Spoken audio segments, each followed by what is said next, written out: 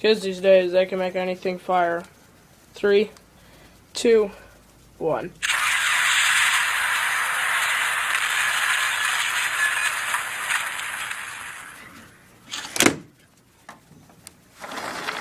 Hey, we're on the 3rd floor of an apartment building. We're going to drop a football, see what it does. Alright, 3, 2, 1.